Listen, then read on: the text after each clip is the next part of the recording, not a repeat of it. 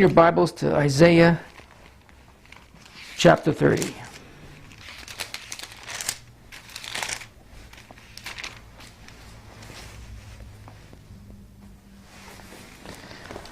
I'll be there in a few moments. The last time that I taught on the lake of the fire, we were starting to look at the valley of Hinnom, Hinnom. We got as far as that this valley was situated outside the southern walls of Jerusalem. And in fact, if you still have that map, why don't you put it up so we could review it one more time. There it is on the screen. Let me get my map because I can't see that far. This is a map showing the location of the lake of fire and the surrounding areas that are connected to it.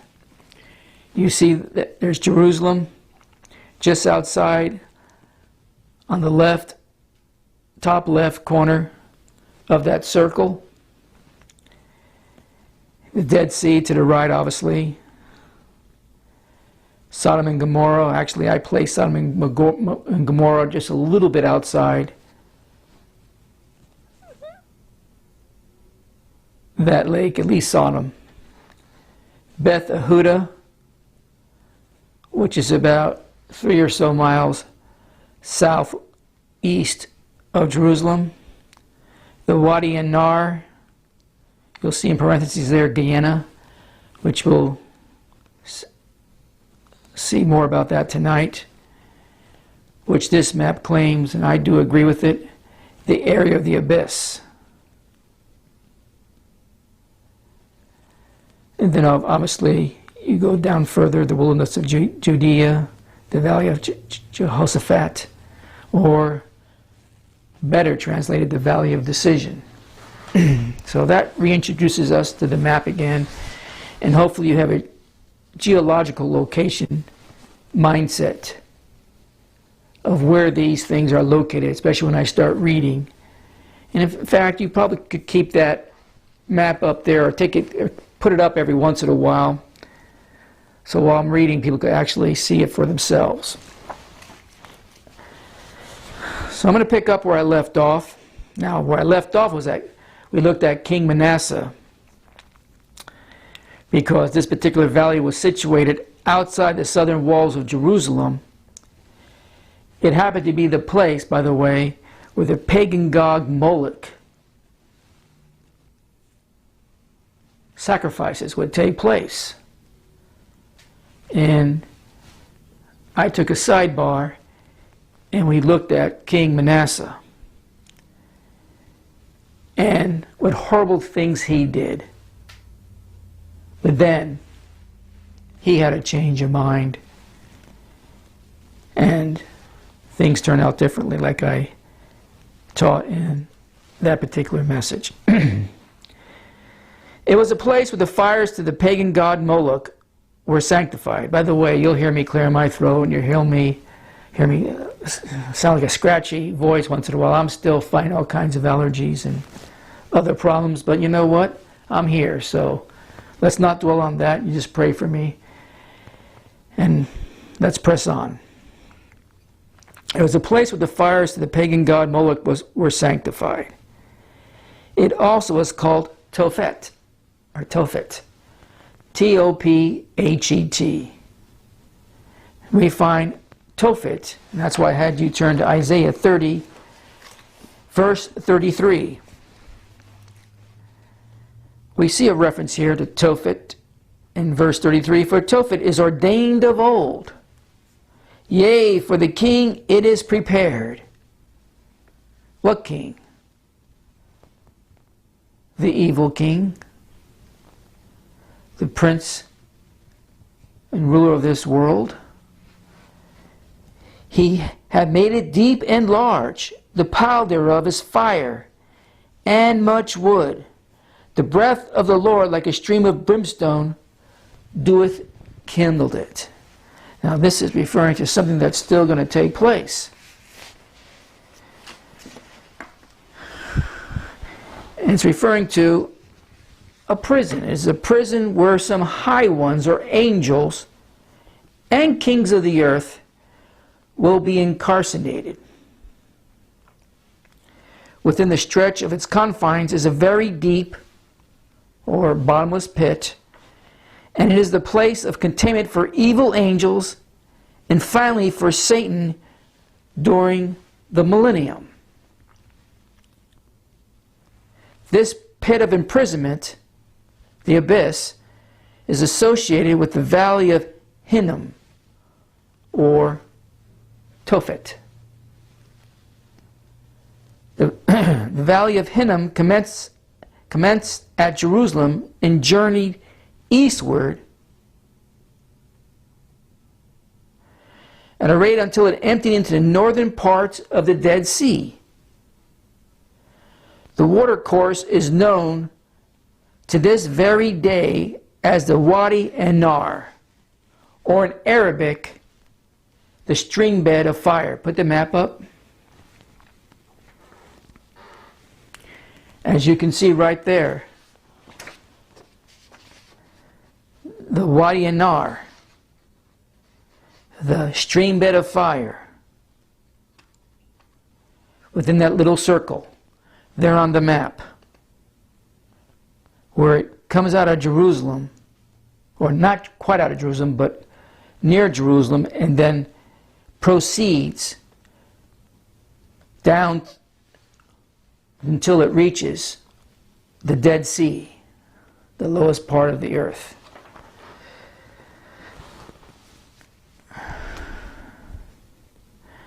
Now this valley of Hinnom, what you see there in the screen,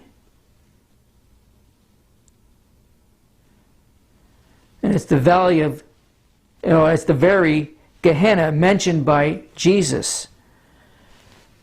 This Wadi an-Nar, this stream bed of fire in the valley of Hinnom, was about 15 miles long. It plummeted into Dead Sea, the lake of the fire, and this means that Gehenna and the lake of fire were typically connected. The ceremony of this scapegoat being Azazel, and I've done teaching on that. You just have to go back in the series and find it. But I've done teaching on the scapegoat. The ceremony of the scapegoat, Azazel. By the way, when you look at that map, now I'm just referring to this general area right now, and I won't look at other possible areas also that have connections to an abyss. Now I'm not saying this is wrong. What I'm reading to you, I totally agree with it. But there's, I believe, different abysses for different reasons.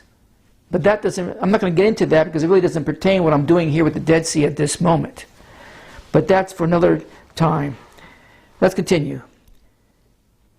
The ceremony of the scapegoat, Azazel, on the Day of Atonement, was a part of this typical story.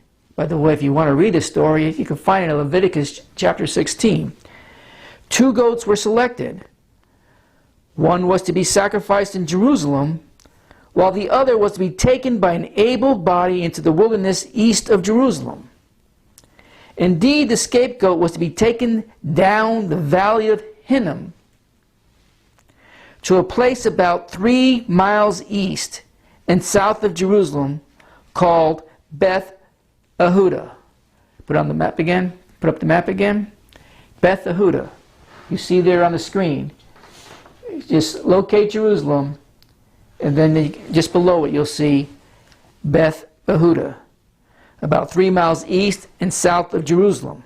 This place was called Beth Ahudah, where the goat was allowed to go over a very deep cliff, like an abyss, so that he would never come in contact with civilization again.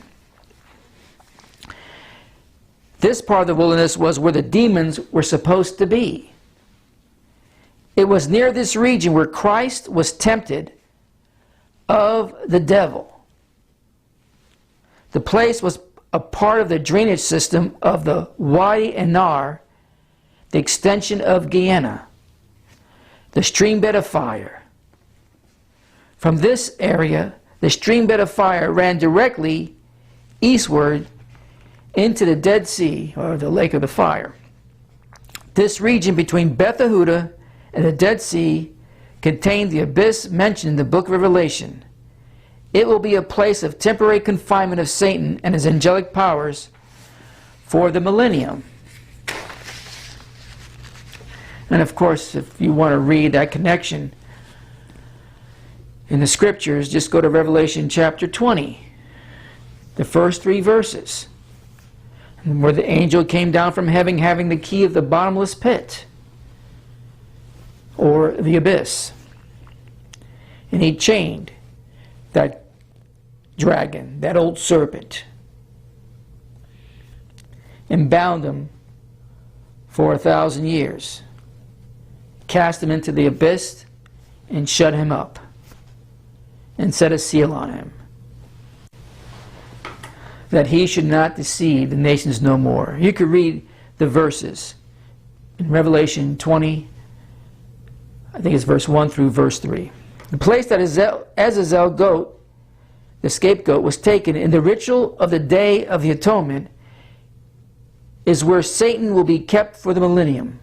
Again, it is also the place in the wilderness where Christ defeated Satan during his 40 days of temptation. Everything fits prophetically in this prophetic scenario. What a coincidence, right? Where Christ, at least as far as we know, for the first time, defeated Satan after being tempted for 40 days and 40 nights. Just imagine how much was thrown at him. We know of 3 instances where he was tempted. I believe in those 40 days and 40 nights from every demon and devil and high-powered angel did everything in their power, including Satan, to defeat Christ. But they lost. And they lost forever the hold and the bondage over mankind by the victory that God, only begotten Son, obtained at the cross, at Calvary. No one can adequately grasp the typical teaching about Gehenna, the abyss, the bottomless pit, and the lake of fire without realizing what the area is like in which the scapegoat was taken. The geographical name of this region is the wilderness of Judea. It is one of the most unique areas on the earth. That wilderness is an utter desert of the worst kind, and yet it was right next door to the region of olive oil and honey, a land wherein you shall eat bread without scarceness. You shall not lack anything in it, according to Deuteronomy 8, verses 8 and 9. The margin between paradise and utter desolation is often no more than 1, 2, or 3 miles. People who travel to the area are amazed at the abrupt contrast. George Adam Smith, who wrote the classic book called The Historical Geography of the Holy Land, gave some graphic descriptions of this wasteland to the east of Jerusalem. Though I have seen it myself many times, the words of a professional geographer cannot be surpassed for description. Note what Professor Smith had to say about this land of the scapegoat where Christ was tempted by Satan, the devil. Quote, "The wilderness of Judea, in the Old Testament, this land is called the Jeshimon, Jeshimon, a word meaning devastation.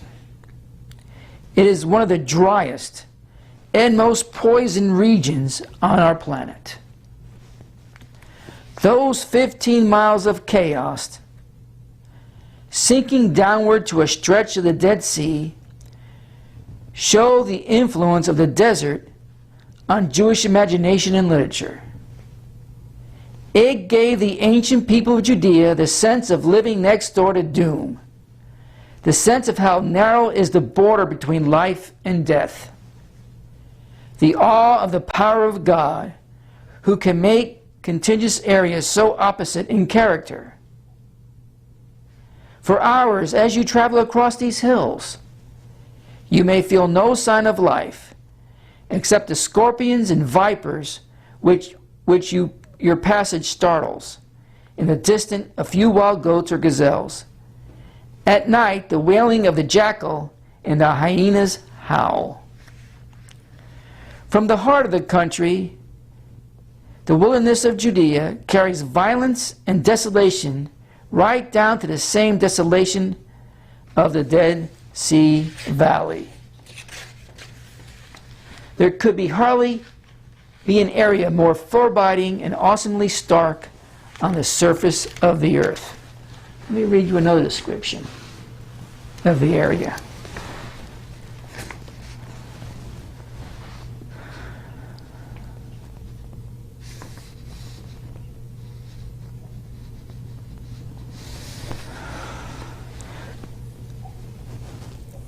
The brook that flows through the valley of Jehoshaphat, the name was applied to its bed, the valley of Kidron.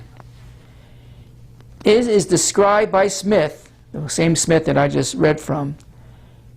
To the north of Jerusalem it gives a torrent bed of the Kidron. It sweeps past the Temple Mount, past what were afterward Calvary and Gethsemane. It leaves the Mount of Olives and Bethany to the left, Bethlehem far to the right. It plunges down among the bare terraces and Gregs of the wilderness of Judea, the wilderness of the scapegoat, the Wadi Anar area, the Beth Yehuda area. So barren and blister, so furnace-like does it, the valley, become as it drops below the level of the sea, that it takes the name of Wadi Anar, or the fire Wadi. At last, its dreary course brings it to the Dead Sea, into which it shoots its scanty winter waters, but all summer it is dry. The valley is only approximately 20 miles long, but it has a descent of 3,912 feet. Now, you just read 15 miles, but this one took it a little further north, which I read to you in the beginning of what he had to say. The place where it enters the Jordan is a narrow gorge about 1,200 feet deep. The Kidron Valley, the Kidron was a brook crossed by David when he fled from Absalom. Solomon fixed it as a limit of Shimei's walk, Shimeis. I spell it out for the transcribers. Beside it, Asa, A-S-A, destroyed and burned his mother's idol, or Asherah. Her Italia was executed. It then became the regular receptacle for the impurities and abominations of the idol worship when removed from the temple and destroyed by the inheritance of Jehovah. And in the time of Josiah, this valley was commonly the cemetery of Jerusalem. It's not a place where you want to build a resort.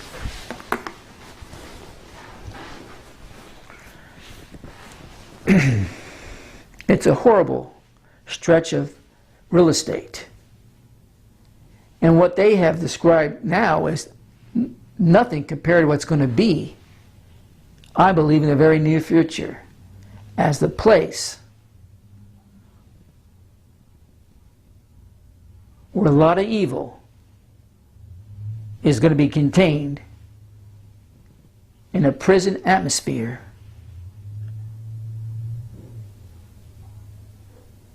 in the near future. What is so striking is the contrast. A beautiful and well-watered land on the west side, with the crests with the crest of the Holy Land, and then so quickly and abruptly, the thorough desolation of the land of the scapegoat, the region traversed by Gehenna, the streambed of fire, the location of the abyss, the bottomless pit, and then the Dead Sea, the lake of the fire. This is the very region where Christ battled Satan for 40 days and won. But this is also where Satan will be bound, the area of the scapegoat, for 1,000 years. There could be no harsher area for confinement. This is the region of the abyss of the book of Revelation. The abyss into which Satan is shut up is not the lake of fire. He is only placed in the abyss for 1,000 years. It is after the millennium that Satan is cast into the lake that burns with fire and brimstone, which is the Dead Sea. Satan will be kept in a deep pit, a prison, east of Jerusalem, between Beth Yehuda and the Dead Sea, within the region of the Valley of Fire, the eastern parts of Gehenna. In a book written about 100 years before the birth of Christ and attributed to Enoch, we have more information about these matters as understood by Jewish people who lived back at that time. This book of Enoch is not a book in the Bible, but is referred to by Jude in verses 14 and 15 of his epistle. It does describe a great deal of information that is very compatible with teachings found in the book of Revelation. The book gives much typical teaching about Gehenna, the abyss, and the lake of fire, as believed in many Jewish quarters in the time of Christ. In this book, the ancient Enoch was supposed to have seen in a vision the manner in which God would judge evil angels and wicked men. In Enoch 54:1, he sees a deep valley with a burning fire. This is the streambed of Gehenna as it leaves Jerusalem for its eastward track to the wilderness of Judea and the Dead Sea. Once a person starts down the streambed from Jerusalem, he gets closer to the wilderness. He then comes in contact with the kings and the mighty angelic powers in confinement, mentioned in Isaiah 24, verses 21 and 22. This is the place of the pit, or the abyss. It answers to the Beth Yehuda region where the scapegoat, the Azazel, is cast into the abyss down a steep cliff. The book of Enoch says this is where, quote, iron chains are placed on those who descend into its bosom, end quote. The bosom of the abyss. This is the place or places where the evil angels are going to be temporarily confined. In Ezekiel 54:5, it says, these are being prepared for the host of Azazel, so they may take them and cast them into the abyss of complete condemnation.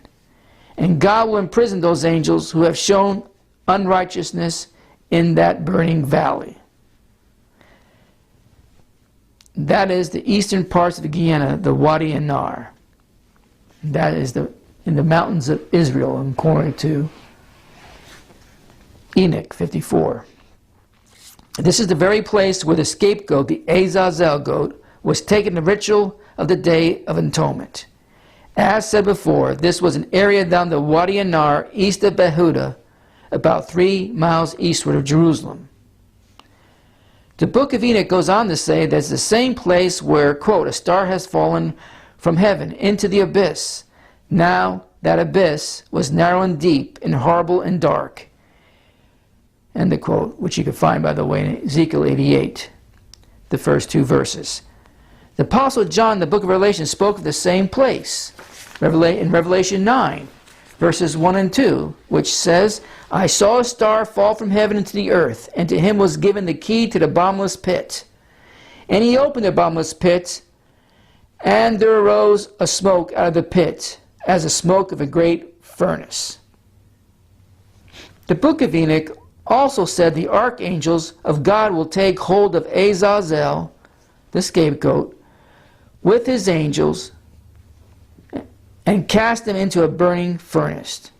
And cast them in a burning furnace, you can find that also in Enoch 54, verse 6. The book of Enoch, as does the book of Revelation, recognizes the abyss as the only place of temporary punishment. Professor R.H. Charles, who translated the book of Enoch, said this prison is the burning valley, Gehenna, and this is the preliminary prison, not the final. John in Revelation said the same thing. Satan is placed in the abyss for 1,000 years. He is only placed in a lake of fire, a different place, after the millennium is over. As said before, the typical location of this abyss is where the scapegoat was taken, a few miles east of Jerusalem, down the Valley of Fire, to the eastern extension of Gehenna. This abyss was somehow supposed to be connected with the lowest waters under the earth, as sometimes those waters were considered hot and boiling. This is where angels and Satan are to be bound. These are the ones that the Apostle Paul refers to when he spoke about those under the earth in Philippians chapter 2, verse 10.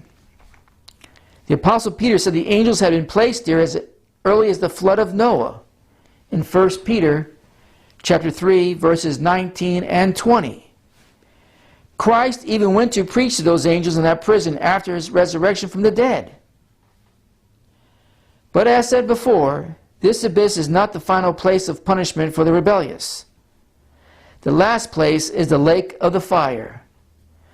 That lake is located on down the mountain from the abyss, just east of Beth Ahuda.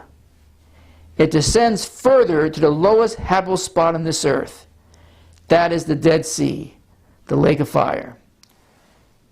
The book of Enoch calls this area the valley of the angels who led astray mankind, burned beneath that land. In Enoch 67:7. By the way, a reminder, the R.H. Charles version. This is a reference to the Jordan Rift Valley in which the Dead Sea was located. This is the area mentioned by Jude.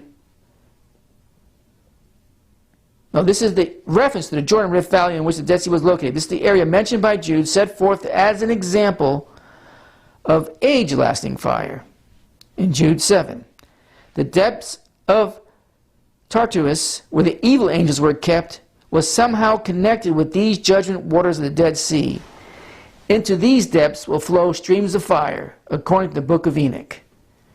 Remarkably, there is a prophecy of the future connected with Christ's second advent that says all the stream beds of the country of Edom, located in the southeastern watershed of the Dead Sea area, will become filled with fire and burning pitch.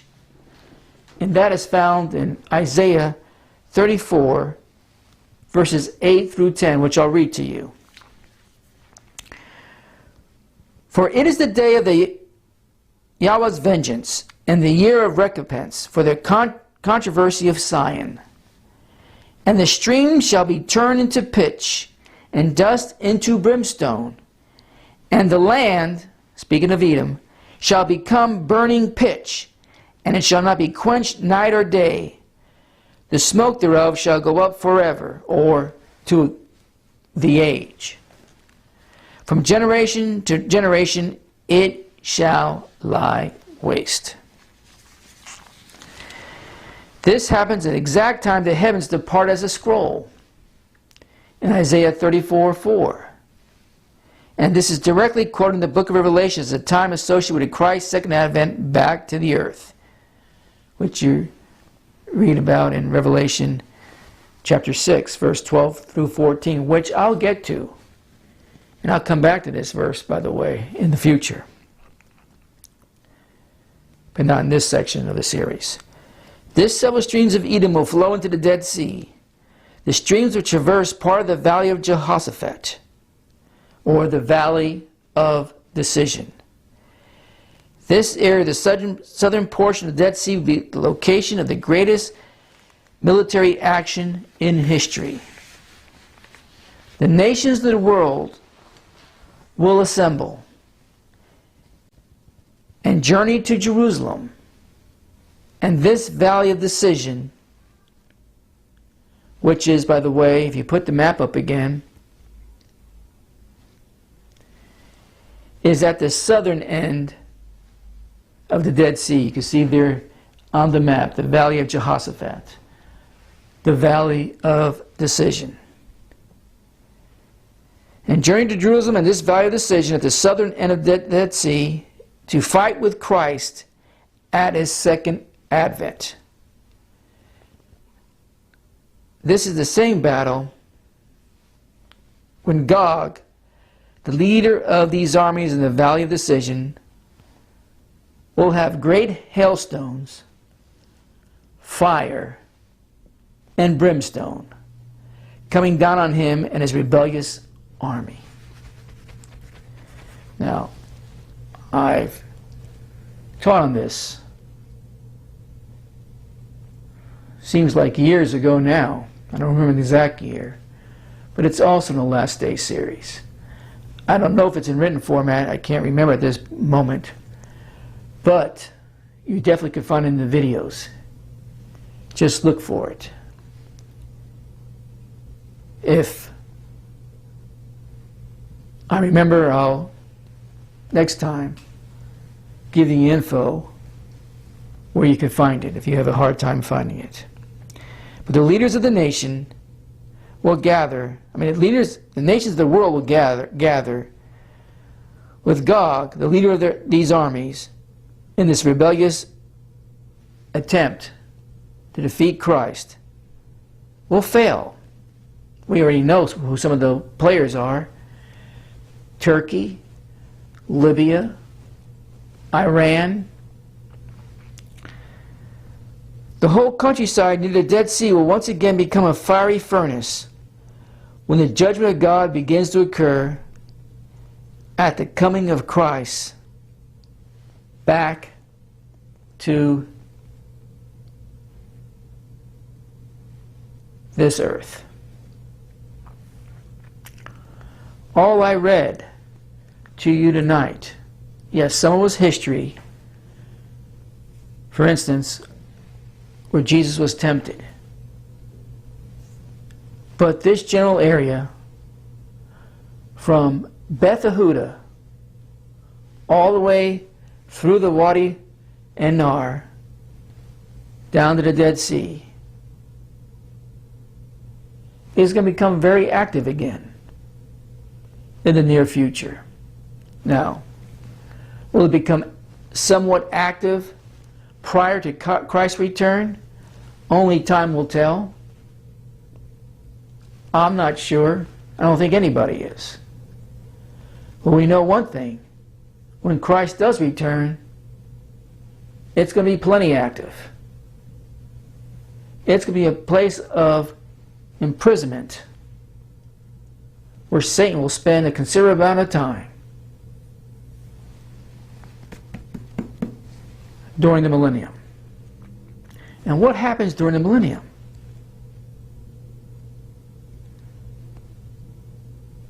What happens to the billions of people on this planet during the millennium?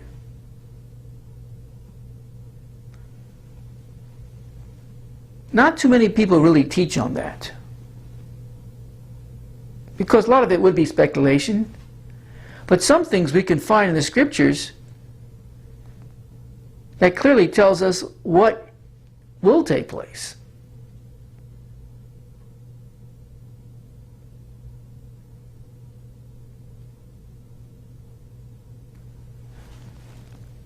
And I'll get to that.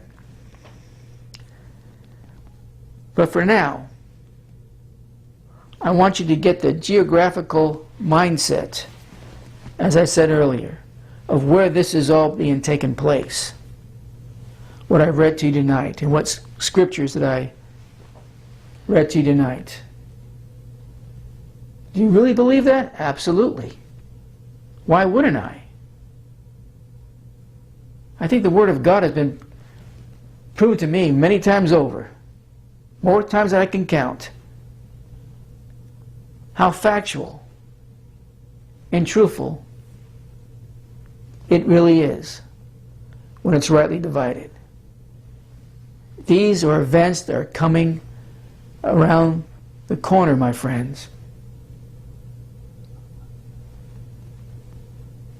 You see things taking place in the Middle East almost on a daily basis. Definitely events happening on a weekly basis. That is setting up for at least 2 wars. The Psalm 84 war and the war that includes Gog, Magog, and its affiliates and other nations. Everything about the end surrounds Jerusalem. People are always praying for peace. There's not going to be no peace. Besides what you've been taught, besides what you hear in the Christian science fiction world, besides all Trump's efforts and all Biden's threats, there's not going to be peace in Israel and their surrounding nations and its Islamic enemies, the 7th and 8th beast. But the beast will be defeated, and no other than Christ will have the final victory. Now, I'm going to continue on this for at least a few more messages, but hopefully you're getting a grasp of what this general area is like and what's going to take place according to the scriptures. Now, if you do, I want to hear from you. I find this very interesting, and I find, well, you're probably saying to yourself, why do I need to know this? Well, don't you believe everything in God's Word is something that we all need to know? Nothing should be left out. It's there for our edification. And why would we want to be edified and knowledgeable about the end and prepared to what we can expect that's coming? Some people don't need this, but there's others. And I have proof of that. I mean, I'll read some of those messages in the future. That for some reason, what I'm expressing now through this Dead Sea teachings has caught their attention. To each his own. What excites you in the scriptures doesn't necessarily excite other people. Or maybe excite is not the right word. Maybe they have more interest in other type of topics than you do. Well, I try to cover most of it. There's something for everyone. Especially when you're preparing for these last days. Now I want to hear from you. Play a song.